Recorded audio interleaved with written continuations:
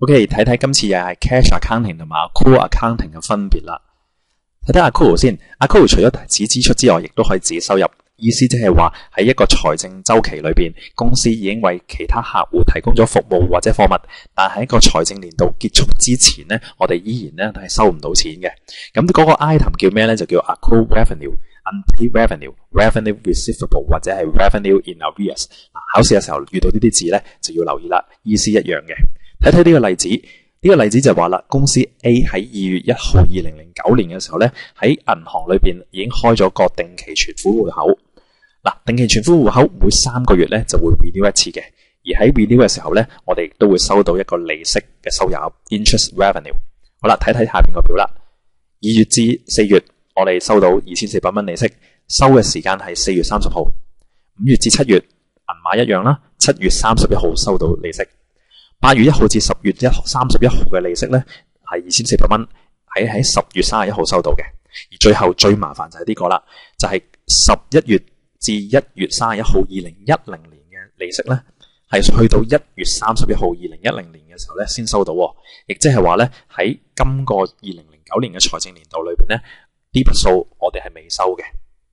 好啦，先睇 cash accounting 嘅入賬方法先。嗱，如果我哋利息收入多咗，即係 I 上升啦 ，I 上升嘅話，當然就要 credit 嗰個 income ledger， 即係話 T 字帳嘅 credit side。好啦，好簡單，睇翻4月、7月、10月，我哋總共收到銀行3筆數，總共都係每一次都係收到2400蚊嘅。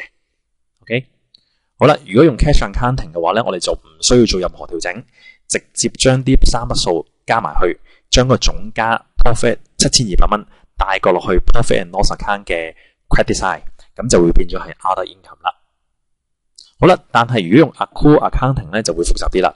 你應該要計一計究竟今個財政年度，即係2009年嘅財政年度，應計嘅收入係幾多？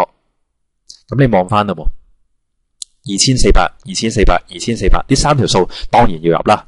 但係去到最後嗰期數，邊啲錢係屬於2009年嘅收入呢？咁你就要望望下邊啦。哦，原來呢3個月裏邊，其中2個月11月、12月係屬於2009年嘅收入嘅。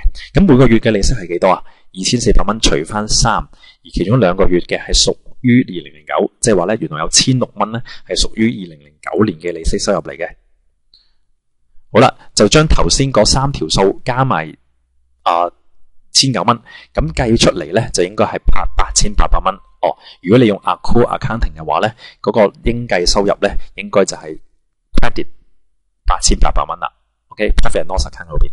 好啦，咁至於interest revenue 呢個 credit side 唔平數嘅喎，唔夠8800蚊喎，咁點算咧？唔緊要，你好似做 accrual expenses 一樣，寫低 accrual carry forward， 只不過今次嘅 carry forward 咧係喺 closing balance 嘅 credit side 寫1600。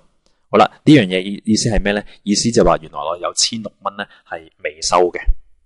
好啦，做翻個總結啦，就係話原來咧啲1600蚊係未收，而應該要收嘅話咧，呢個係屬於公司嘅資產，係 current asset 嚟嘅。而同時間我哋個 closing entry 咧就應該入 debit interest revenue account 係8800蚊啦。要留意嘅地方，其中1600蚊咧係未收，係要繼續 carry 落去個 debit balance 數。而 credit size 咧，我哋就會 credit profit and loss account 當係一個 other revenue 嘅。